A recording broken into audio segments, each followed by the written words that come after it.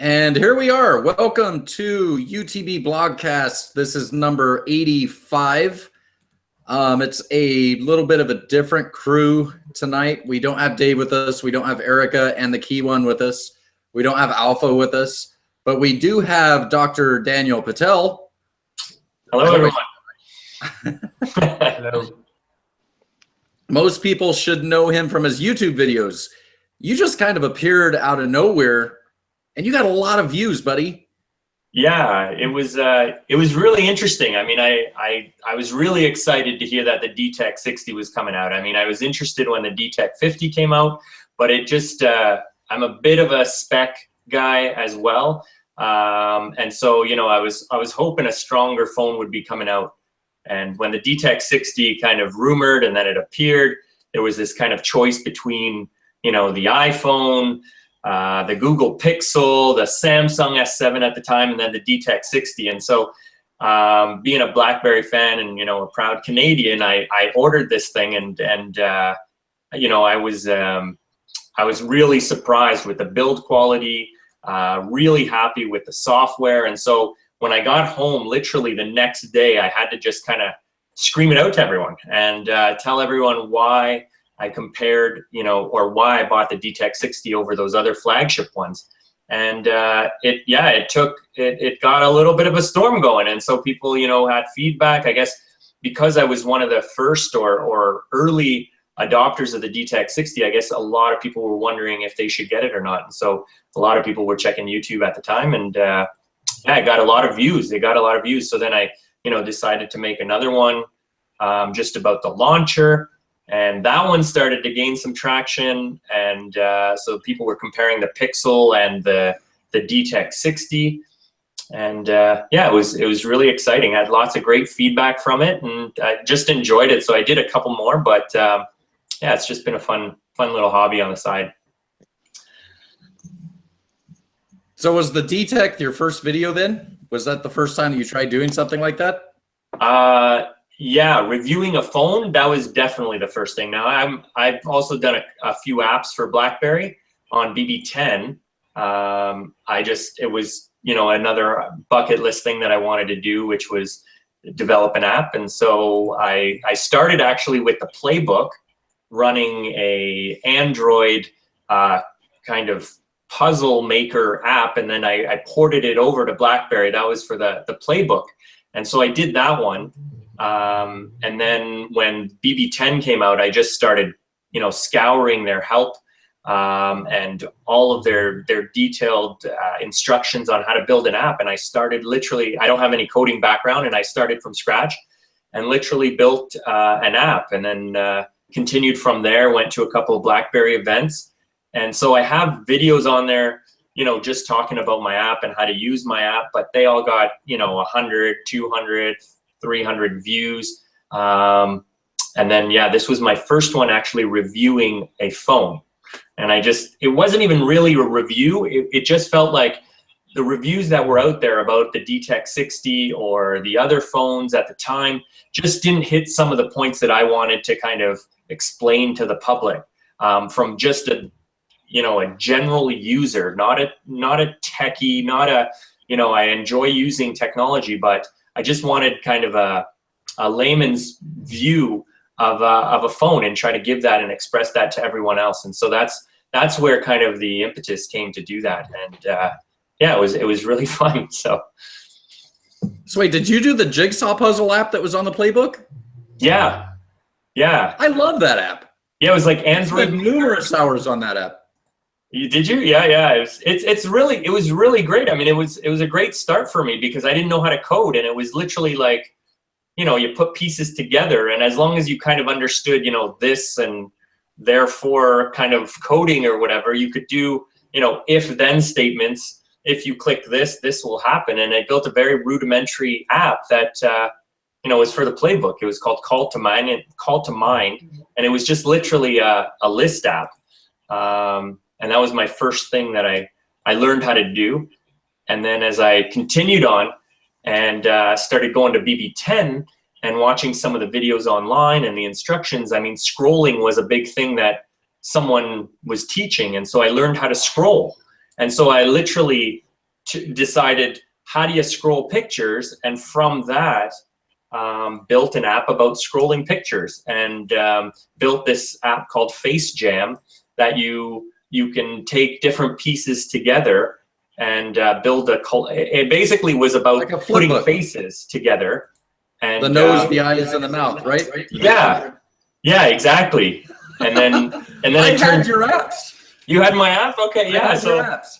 Yeah, and so that, then I continued with that one, and it turned into like this kind of, it got downloaded, I think something like 65,000 times or 70,000 times, something like that, the free version. So then I decided to do a paid version, which with a few more kind of tricks to it.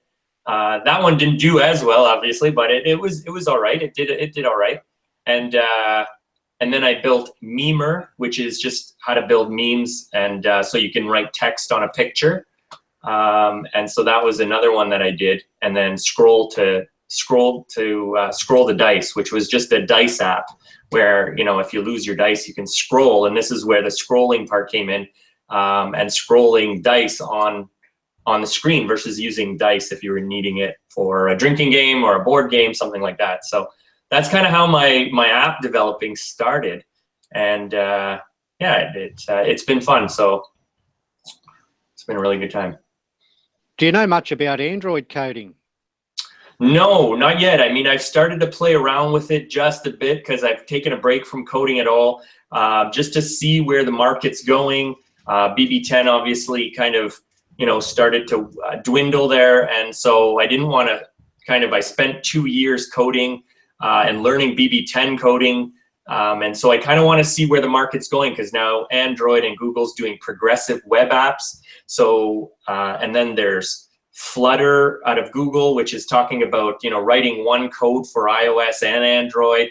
And then progressive web apps are basically not apps at all. They're based out of HTML5 and through the web, and then act like an app. So it will actually send notifications. It'll show up in your app tray.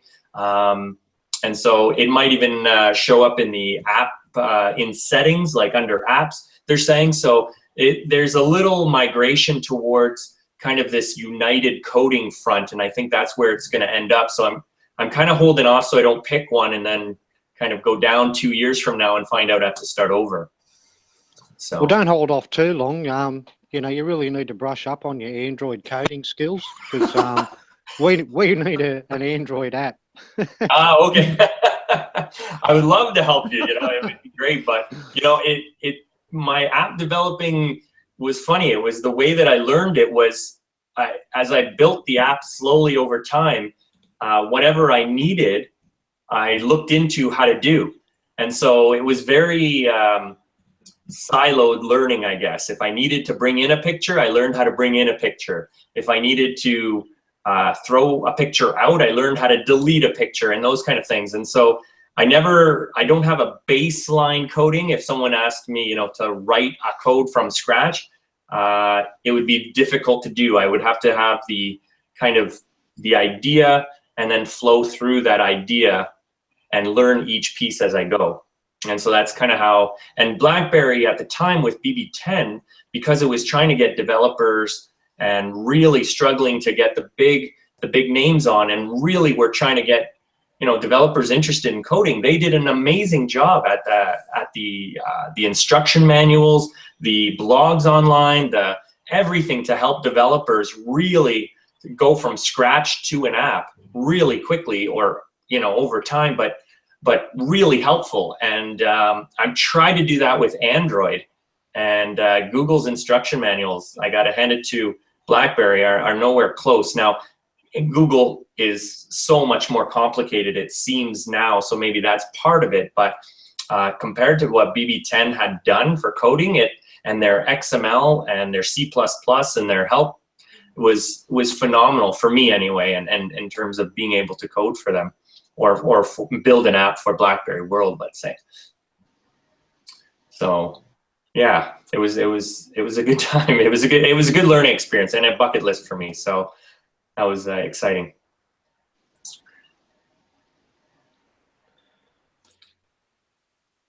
I wish it was still going.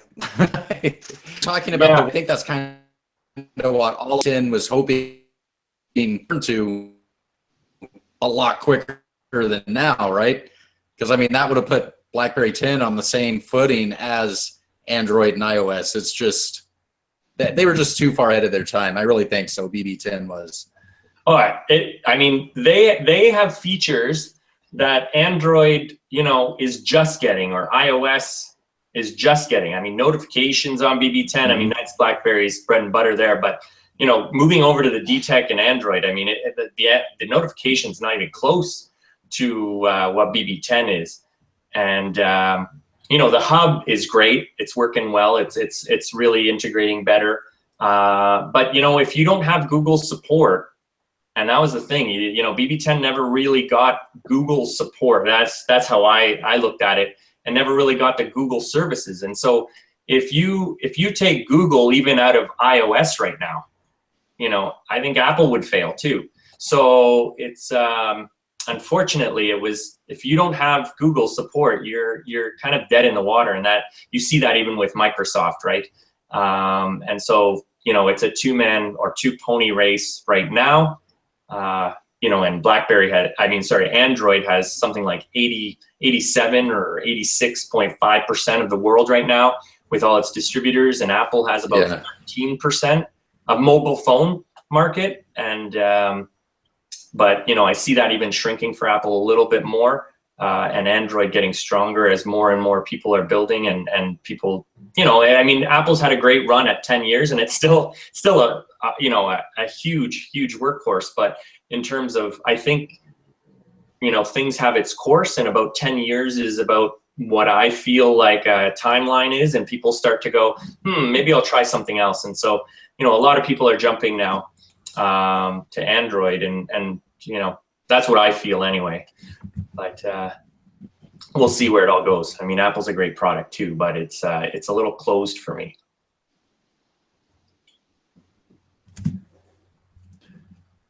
I think I'm looking it up right now, but I think it was Google had just went through and yeah, there it is. Google went through and deleted a bunch of their apps from the iWatch. They're no longer supporting the Apple Watch. Oh, really? And well, yeah, they just suddenly went through and pulled a bunch of their apps from it. I don't know if it was all of it or not, but they pulled a bunch of their apps. And what's funny is people didn't even notice.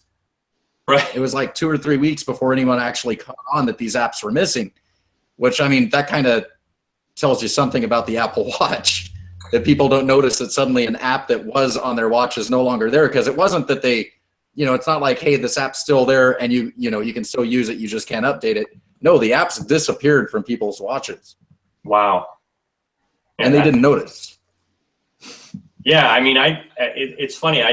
The people that I know that have an Apple Watch actually, you know, use it for notifications, and texting to see their emails and that kind of thing. And that's about it. And maybe that activity app, but you know, even they say, and they're Apple fans, they, you know, I mean, it's a kind of a gimmicky thing.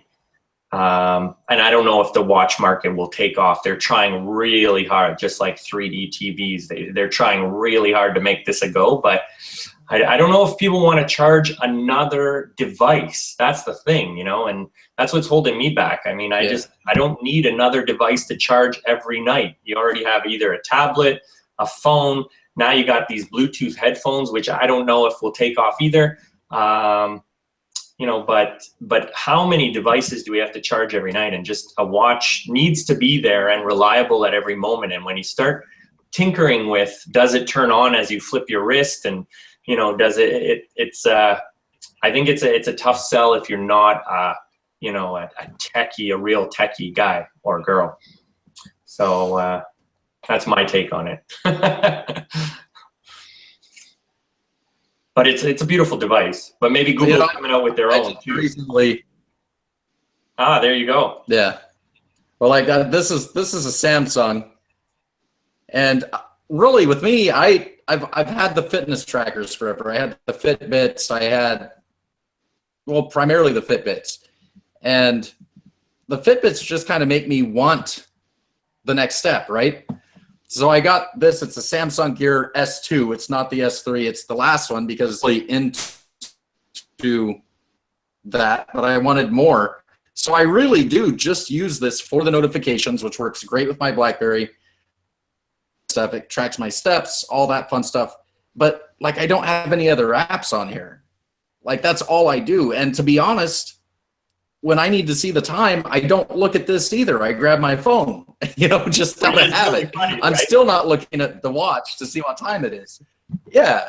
I never look at my watch to see what time it is, but I look at it to see who's talking in BBM, or what email I just.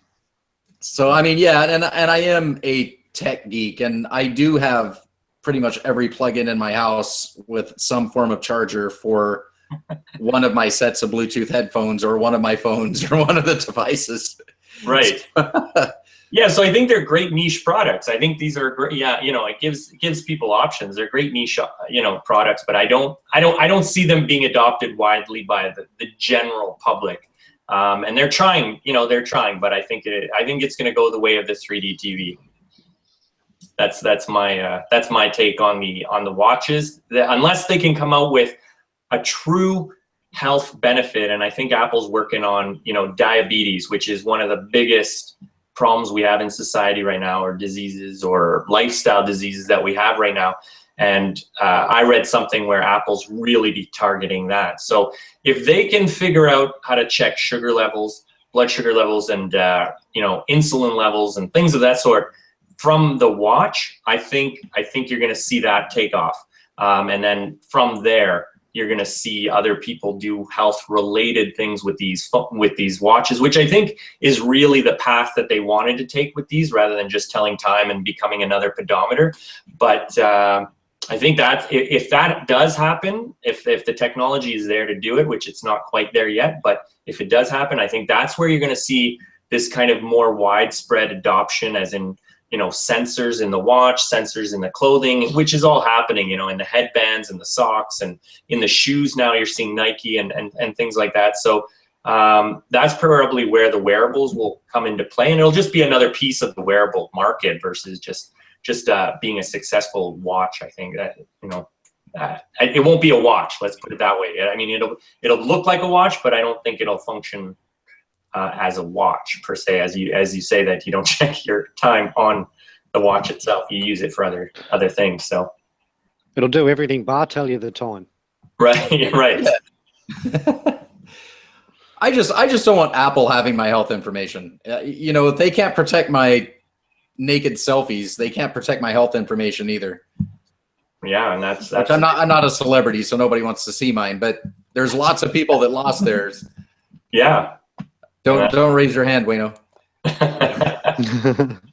No, mine are private.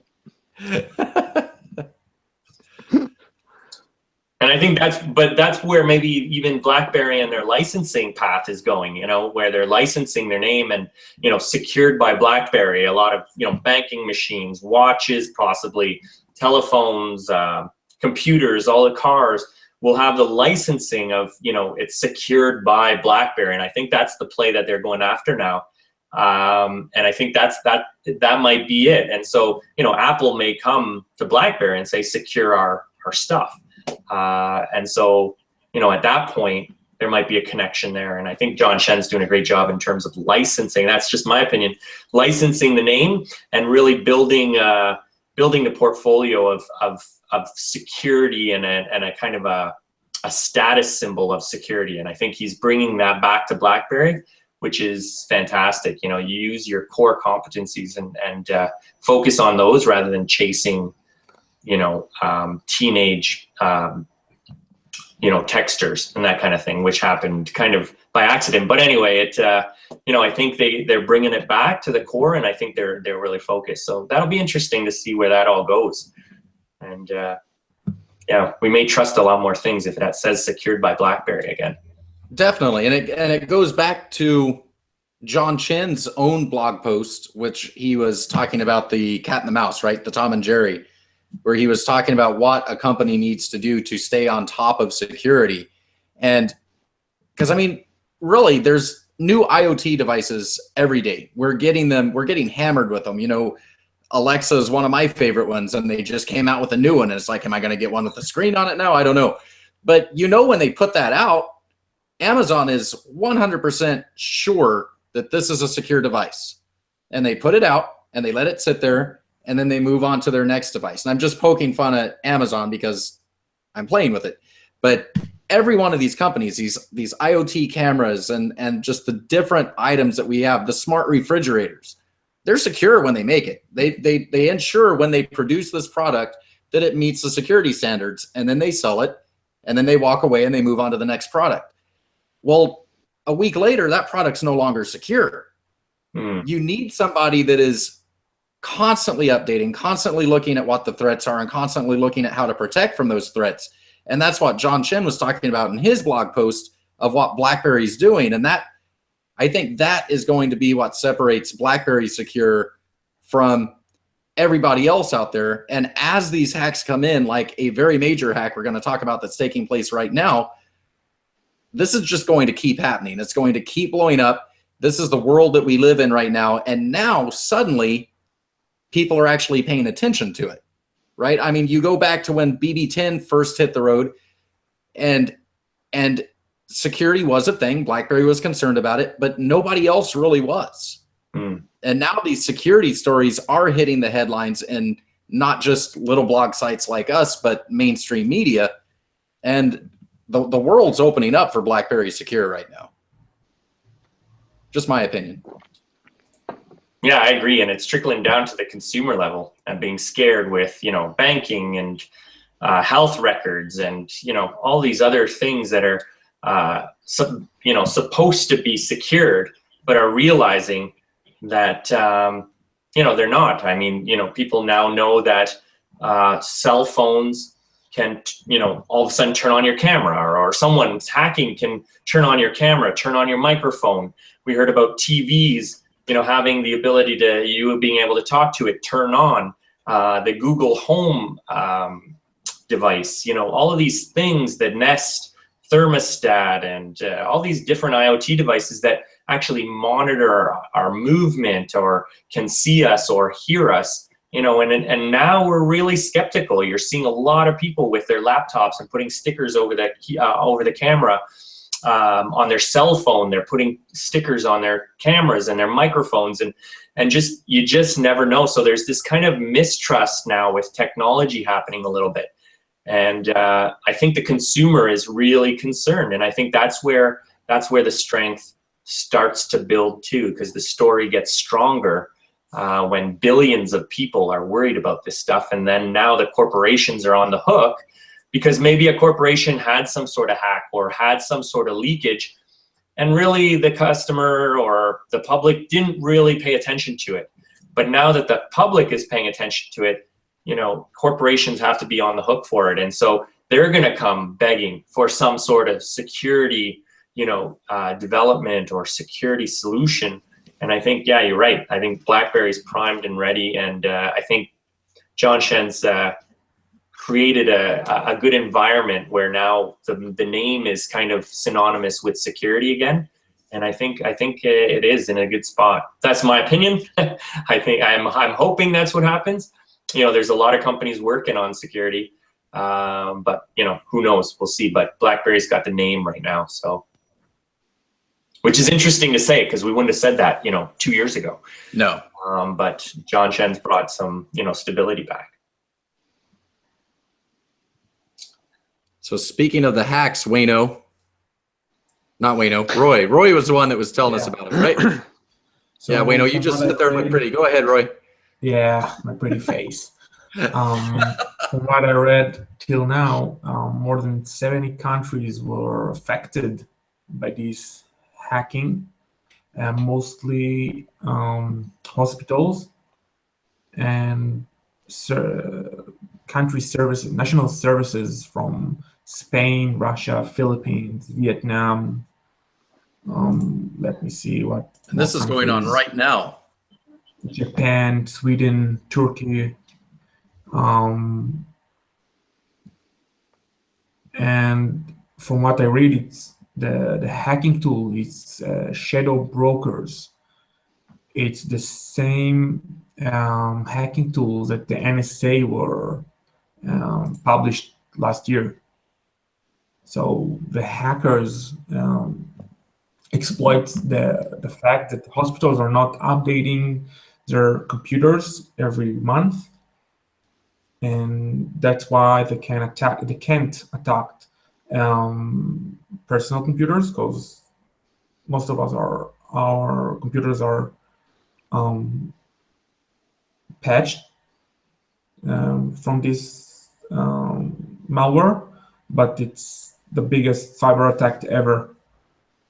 Probably a lot of information, sensitive information, was stolen from those hospitals on patients, and we wait to see the police investigation about who's behind this hacking. And this is where it becomes quite serious. I was reading about it just before we started the blogcast, and there was a big list of hospitals just in the UK that had basically shut down all their systems with no access to, patient records, prescriptions, things like this.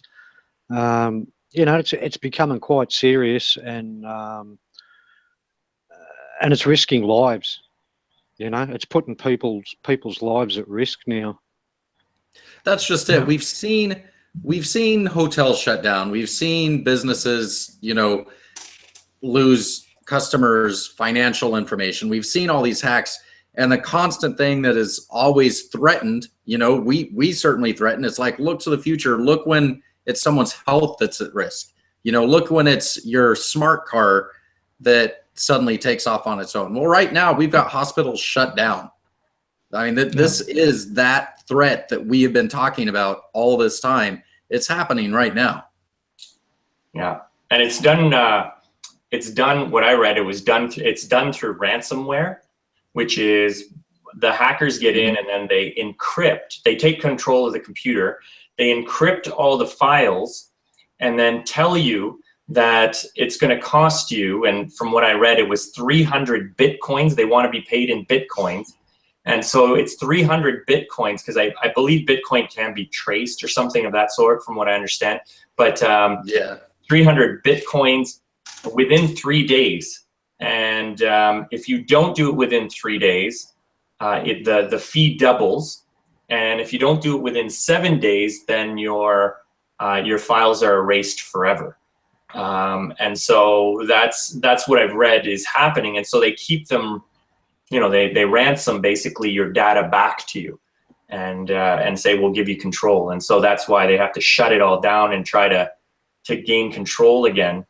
But yeah, when it becomes, in these no-fail kind of technologies, right now it's, hospitals, it can be military weapons, it can be anything, number of things. Banking is another big one, our water systems, all of those systems that should be no-fail or fail-safe, and this is coming from, it seems, from the leaks from the NSA hacking tools that they had built.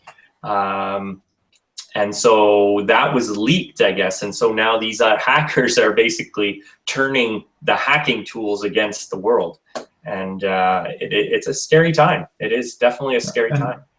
We're speaking a lot of hacking that appeared in like the teddy bear cloud hacking for the recorded children and sensitive information of parents. But this time it's our lives. It's not just a few computers or a few phones that were hacked and someone were stolen by naked photos.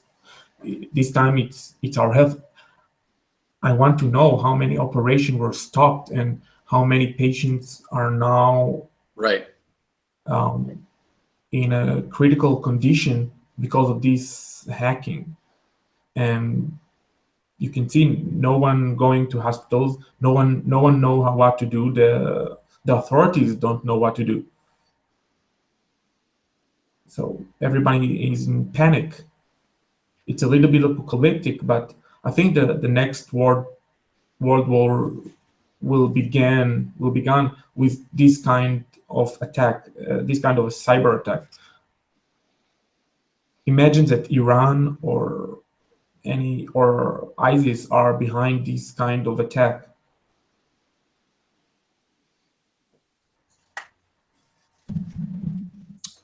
Yeah, the appointment books. At this point, it's a bunch of people trying to get rich.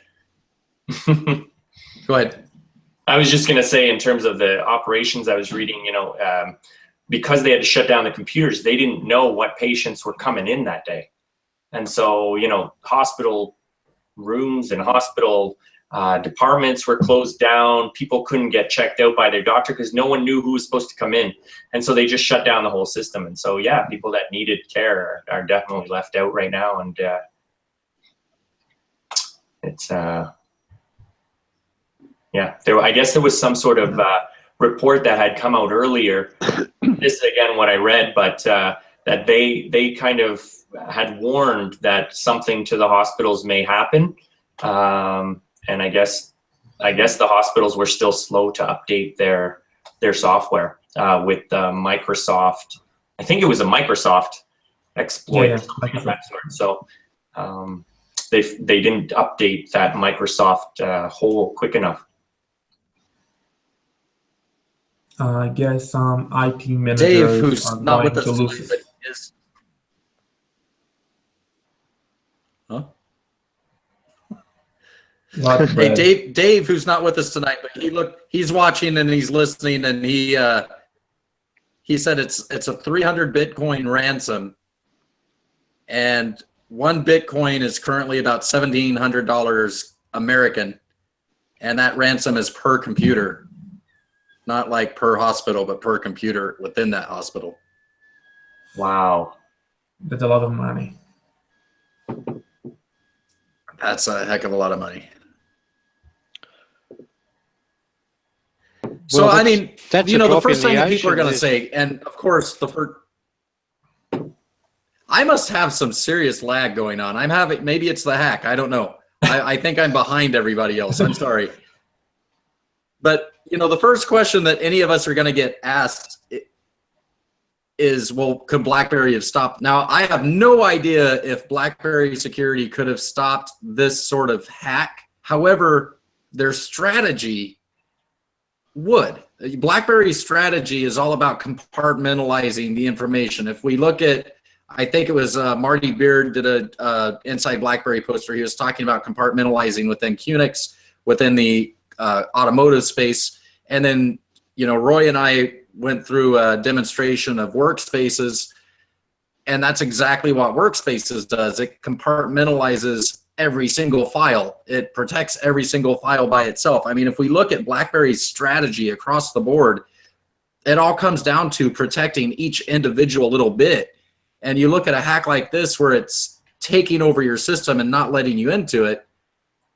I really think BlackBerry's strategy, if even if they don't have the software right now that could have stopped that software right now, which I'm not saying they don't or they do, but their strategy to protect everything to where if you do get attacked, you're only going to get attacked at that weak point and everything else is safe. I think that says a lot for their strategy.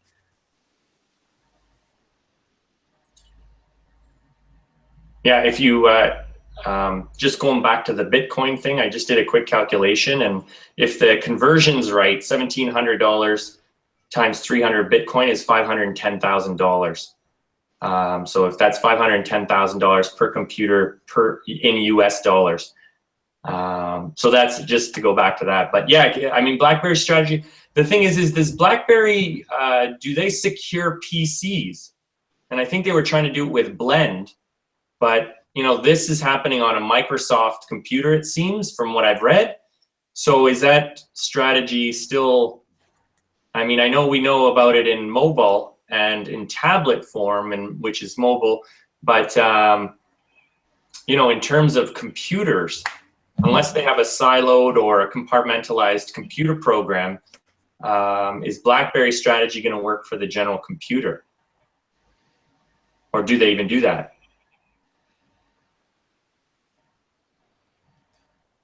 I don't know. I think first, they're- let me go back, because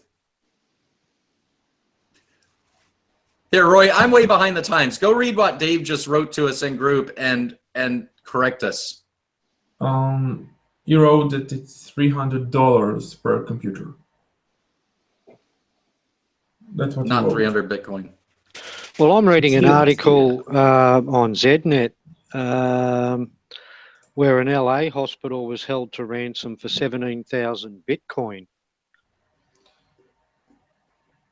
So that's, I think that's what Daniel was referring to. Was it, Daniel? Yeah. I thought when I read the article, the way the article I read, it seemed like it was a ransom for 300 Bitcoin. Maybe it's $300 worth of Bitcoin, which I guess would be a percentage of a Bitcoin, one Bitcoin, which doesn't sound about right. The way that I read it was 300 Bitcoin was the ransom within 3 days, and then it would double if they didn't pay it within 7. But I could have read that wrong. Well, I'm just reading here, and it says it was a ransomware attack against an LA hospital, which highlighted the problem, taking the network offline for days until the hospital paid a $17,000 Bitcoin ransom. I think that because the hacking is still happening, so it's not over yet. The information still stream, and I think the reporters are no one knows really the facts. Everybody published, so that's why we hear about ransomware of dollars and Bitcoin. Maybe in some countries they ask for Bitcoin, in some countries they ask for dollars. Right. But I don't think BlackBerry knows how to secure PCs like they do with mobile phones and IoT devices. But I think they can secure files with workspaces. And QNX is what behind a lot of hospital equipment. So at least in Canada. So I don't know about those hospitals. So they can secure the emergency equipment. So nobody can hack to in operations to the equipment. But I don't think they can secure PCs now. Right. And I think that's maybe why they were trying to maybe do the BlackBerry blend thing, where it was still on your mobile, but it was bringing it to the PC, and you work within this kind of workspace, which is technically was on your mobile device. So it was kind of a compartmentalized program, and so you were safe that way, and you could switch between the two. But unfortunately, it didn't fly. But yeah, I guess if QNX and the kernel there, and the secured kernel and the hardened kernel is in the actual device, which is possibly what they may do going forward. If there's maybe I don't know, I'm just thinking, but if it's in, you're saying medical devices in cars, and hardened kernel maybe in PCs going forward, or computers as well, maybe data can be stopped at that point. I don't know how that translates over to PCs, but yeah, maybe an operation device, a surgical device will not be able to be taken over. It might have to be shut down because the server or the PC controlling it is been hacked, but the actual device, I guess, cannot be taken over, and then all of a sudden your car is driving down the road by itself, or brakes by itself, or whatever it may be. So yeah, it's who knows how this will spider out, I guess. Well, you look at, wait, did I fix my lag, or am I way behind again? You seem all right. Yeah, you sound good. I don't know. You never seem Okay, all good. right. It just When you're talking about fixing when you're talking about securing the PCs, they're not going to go in, they're not going to secure Windows, they're not going to go in and secure Mac OS. But what needs to be secured? They need to secure, which is exactly right now on a PC. They need to secure the connection, which I'm willing to bet that BlackBerry probably has more patents for more secure connections than any other company out there. I mean, you've got to secure, again, the components of it. And BlackBerry can do that because they've been doing that all this time. You know, I mean, the whole world of mobile and home computing are closer together right now than they've ever been before. You know, I mean, I literally do everything except for this blogcast and editing some posts on my phone. You know, my computer has very specific tasks. Everything else is on my phone. I mean, it's a different world now, because used to you would think, oh, well, you know, my Nokia gets secured a different way than my Windows PC. But it really doesn't. It's still the same threats. You know, there's protecting our files, protecting our connection. What else is needed? True. Yeah, if BlackBerry can secure the connections, nobody can hack, or at least it will be harder to hack to those computers. So BlackBerry can secure the Wi-Fi, secure the internet connection. It's interesting. I think I read something. Oops, sorry. No, I said the internet can be BlackBerry secure. Yeah. That's true. I was just going to say, I think I read somewhere today that Microsoft's new strategy is going to be how to make iOS and Android better with Microsoft products. And so I think that's their, you know, if I did read that right, and moving forward, that becomes a strategy because they know it's an iOS and an Android world. And then, you know, Google's coming out with Fuchsia, which is, you know, the combination of Chrome OS and Android, and then kind of getting away from Linux and building their own kernel. Then we are moving away from a PC world, which becomes mobile, which then, you know, sits perfectly for BlackBerry to secure anyway. But yeah, you're right. In terms of the data going in and out of your PC, the data going through all the networks, and then to the endpoints, that all can very easily, I don't know about easily, but can be something that BlackBerry does. And I kind of like that BlackBerry secures the internet.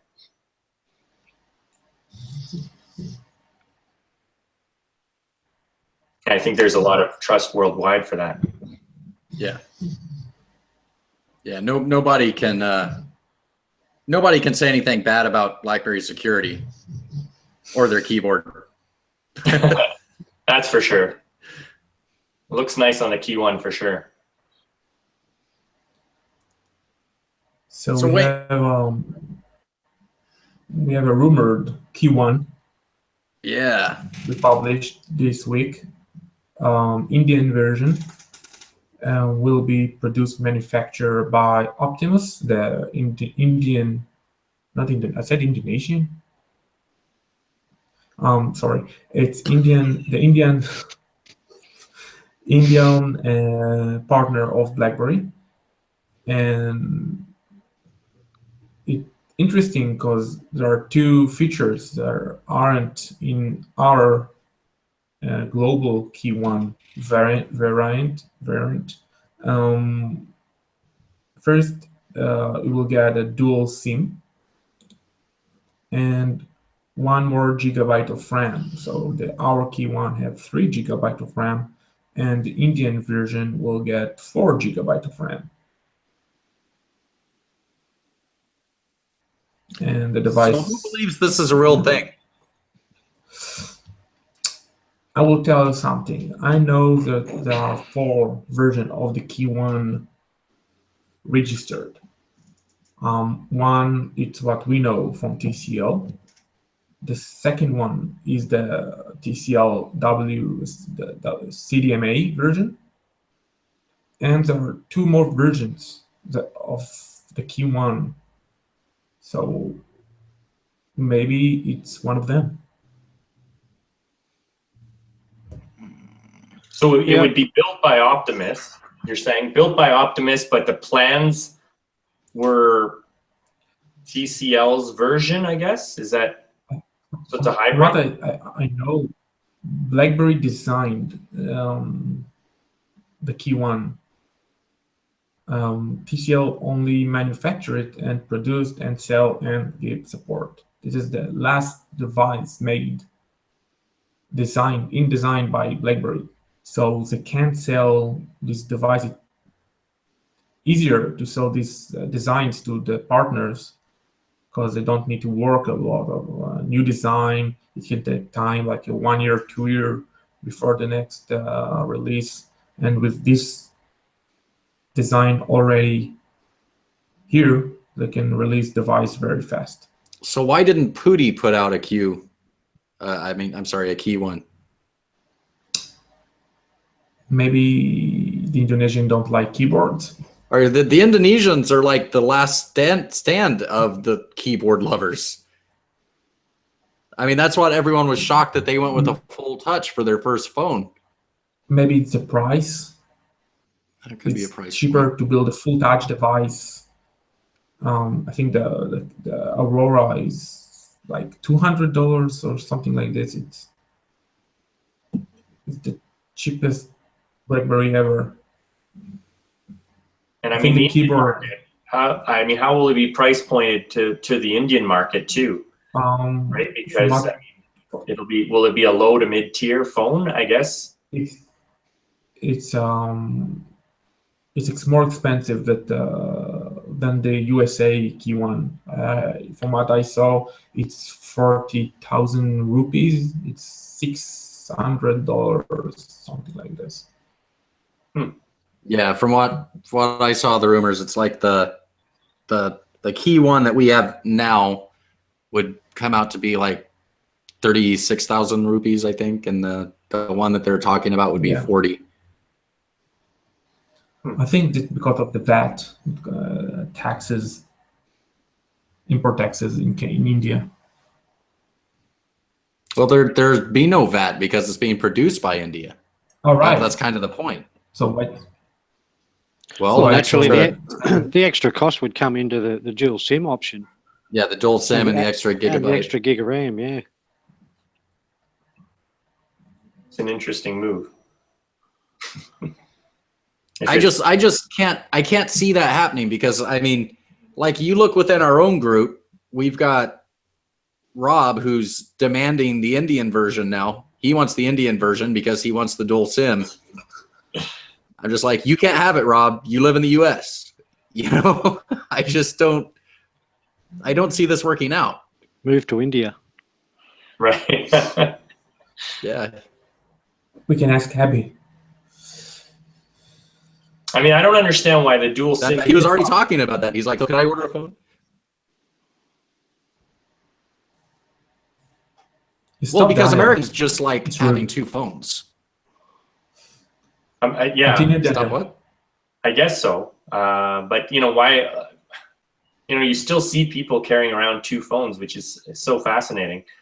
You would think it would be a popular thing here, but I think there's also still I don't know if it's a mistrust or just people want to be separated from their work phone here. I think there's still that mentality that even though it may be siloed within the phone, there's some how far reaching can the IT department of your company look into your personal phone. And so I think people just find it easier to have it completely separate. And so during the day you use your work phone and at night and weekends you use your personal device. Well, I still carry two devices, but it's not for that reason between work and personal. It's more Passport for BB10 and the Priv for Android. Yeah, I've got a Leap in my Priv. I don't think they're actually carrying these two phones from what I've looked at and what I've seen. It seems like they're using one SIM for data, one SIM for voice, because they can get cheaper data from one company and cheaper voice from another company. Because I know whenever I think dual SIM, I'm thinking, oh, 2 phone numbers. I'm using 2 phones. You know, it's like, which one am I going to call from? But it seems like the people that are actually doing it are doing it because they either live in areas where you go a few miles north and you lose one carrier and you got to pick up the other carrier, or data and voice. So I just don't know if the need for it is here, like the need for it is there, because all of our carriers, they overlap each other. You know, there's going to be dead spots. There's going to be places that don't have good coverage. There's going to be Sprint that is just stupid. Most of the carriers have likely coverage. I have 2 phones. One is the work phone, and it's I will not curse, but I say it's not good phone. And the other one is my Priv. Is there an I in it? Guess that brand. No. It's a Samsung device. Right. And I want to separate my work phone with my personal phone for the reason that I don't want to mix my work life with my personal life. And everybody at work knows that after work hours, I'm not available with my work phone, not reading emails, no nothing.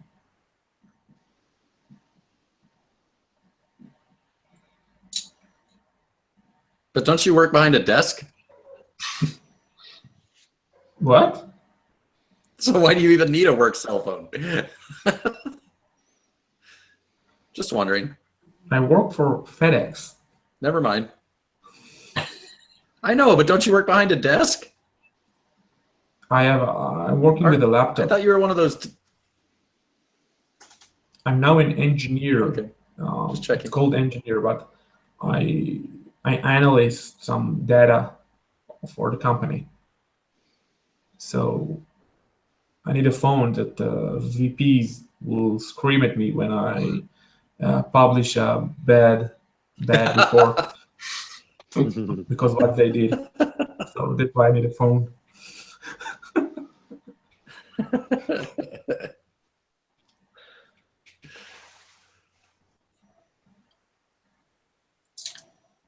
Anything else? Anything you'd like to touch on, Daniel? I would never ask Wayno that question. Yeah. No, I think we've covered a lot. I mean, it's exciting that BlackBerry's back and that they're on the play for the software side and the security side. I like that they've licensed out, their name. I think the designs that are going to come out of TCL, and there was a report today that they're really going to make a play for the U.S. market with their own phones, as well as the other phones that they're building for Alcatel and for BlackBerry. So I think BlackBerry's in a good spot, and so I'm excited. I'm optimistic about what's going on with the company, and I'm looking forward to seeing what they produce. So. I'm still a fan. Now TCL was also looking at picking up. Was it Turing? Weren't they looking at another company they were going to pick up? Yeah, I think it was Turing. I know that they also have the Palm name too, that they haven't used yet. I read a report that they own the Palm name, so they may do something with that. Yeah. So. They might make a play there. Oh, could you imagine competing Palm and BlackBerry again, except for the same company? I mean, that's when I joined in on the smartphone world. It was Palm and BlackBerry. Those were your choices. Yeah, exactly. Right. Wow. So it would be, it'd be interesting, and especially with, yes, iOS and Android, it's a 2-pony race right now, but it'd be interesting to see, I guess, Palm running Android and BlackBerry running Android, and so those old names, kind of nostalgic, coming back and taking over some of that market share. That would be fun.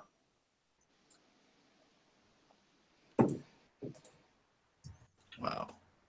Well, next week we're at a different time, and I'm going to be wearing a collared shirt. Why, Wayno? Why is that? Next week we have a special guest. We've had a few special guests over the last couple of months in Marty Baird and Matthew Talbot. And next Friday, we have Alex Thurber joining us on the blogcast. But we will be kicking it off a little bit earlier. So it's Friday, March 19th at 11 a.m. Pacific time. So make sure you catch that blogcast. One not to miss. Yeah, and if you don't know, Alex Thurber is Vice President and General Manager of the Mobility Solutions in BlackBerry, at BlackBerry, and one of the most important people when we talk about devices, some of the devices and software of BlackBerry. So it's 11 a.m. Pacific time, yeah. Yeah, or, a.m. Pacific time. Or 4 o'clock Saturday morning for me, so I'll be doing a Roy and getting up early. Yeah, because it's So Wayno and Roy are changing places next Friday. 8 p.m. For Israel time. So I am going to be after Friday dinner, and not in 5 a.m. waking up like a zombie. And that's May 19th. Yeah. May 19th? It's 11 a.m. for me. Yeah, next Friday. That's correct, yeah. May 19th. Yeah, next Friday. And next Saturday for us Australian people. So we're...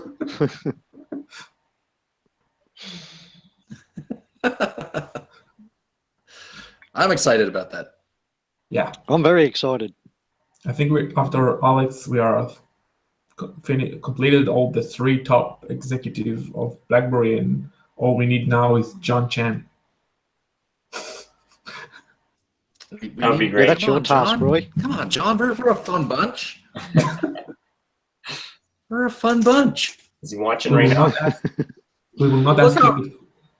Look how happy Daniel is right now. Yeah, exactly. Exactly. We will not ask you questions like the media. We don't bite. Not hard anyway. No, I promise this. If we do get John Chen on, I will ask, will my BlackBerry run Instagram? I will ask that. Was that ABC that did that? Yes. Well, I feel like I'm screwing everything up because I got a huge amount of lag here. But seriously, thanks for coming, Daniel. And for everyone out there, I have been kind of trying to get Daniel to adopt UTB because we like his videos. And I was hoping that we'd be able to converse tonight. And Daniel's got a lot of good information. And Wayno was able to sit there quietly throughout most of the time. So Wayno wants him here. Well, thank you so much for having me. I really, really appreciate it. It was amazing to be invited. You know, it was an interest. It's been an interesting ride, even just from that, you know, getting the DTEC 60 and going from there. And you're going to have the key one. Sorry, you're going to have the key one. I don't have any plans to get the key one at this point. I may, you know, try to see if I can get it just to review it. But I'm actually now a virtual keyboard fan of BlackBerries. I think it would be hard for me to go back to the hardware keyboard for me. I love the idea of the shortcuts. I think that's really the key for me. Would be if I did get the key one, would be the shortcuts that come with that hardware keyboard. But the virtual keyboard that BlackBerry created is truly second to none. The swiping up, you know, the hold to capitalize, all of those things. And I know you can do that with the hardware keyboard, but it's just something I've come to appreciate. So I don't think I'll be moving over to the key one just yet. Maybe, I mean, you know, but I may get it to try to review it, because I think it'd be a fun phone to review and compare and contrast with the key one, just how the hub would work and the shortcuts would work and the camera and that kind of thing. So you may see that. I'm not sure yet, but hopefully I can get my hands on one just to take a peek at. So if anyone has one that they'd like to send me for a bit, I'd love to review it with the DTEC 60. So Erica does. She might send it over. Well, I think every single one of us have been begging Erica to send it over, and she has no intention of doing so. Right. Yeah, and that's kind of where, I compared the DTEC 60. My latest one was the DTEC 60 with the S8, and that was the Samsung Galaxy S8, because the Galaxy S8 was touted to be this amazing phone and had all these features, and really it came down to it just had smaller bezels, and that's the funniest thing. You're paying an extra $400, $500, maybe even $600 Canadian for smaller bezels, and so you're getting a faster chipset. I mean, but if you see some of the comparisons, it's not that much faster, and I don't know how much faster we need our phone to get. How impatient are we getting? I don't know, but things open pretty quickly on the DTEC 60. So that's why I did it. I just thought, as a value play, one, and I don't think the DTEC 60 gets the respect that it should in terms of a flagship phone. It got great visuals. A lot of people love it, but it is a flagship phone, and it does everything the S8 does, but it just has a little bit bigger bezels. But last year was bigger bezels. This year it's not. So I'm excited to see what TCL comes out with this year for BlackBerry as well. So it was fun. We'll see what comes out next. You could get some red tape and put over the screen so it could actually compete with the S8, right? With their red screen. Yeah, that's true. A little red film on there, but yeah. But thank you again for having me. I really enjoyed the chat. You guys. You're welcome back anytime. I know that you're an exceptionally busy person because it took us a long time to get you on here. But if you get a spare night and you decide, hey, this Friday I'm not going to have a life, come join us at UTB. All right, yeah, thanks. This is what we do on our Fridays. Because every Friday we don't have a life. Exactly. I'll take you up on that. But yeah, thank you so much. You guys are doing a great job, and keep up the good work with supporting BlackBerry and giving out the news of BlackBerry. And a lot of viewers appreciate it, what you guys are doing. So keep it up, and thanks again for having me. Thank you. Thank you very much. Thanks, Daniel. Yeah, nice meeting you all. Thanks. Nice to meet you. And let's go ahead and call it, because I know that how we tend to drag things on. So good night, folks. Yeah, good night. Oh, Good night. Don't forget to catch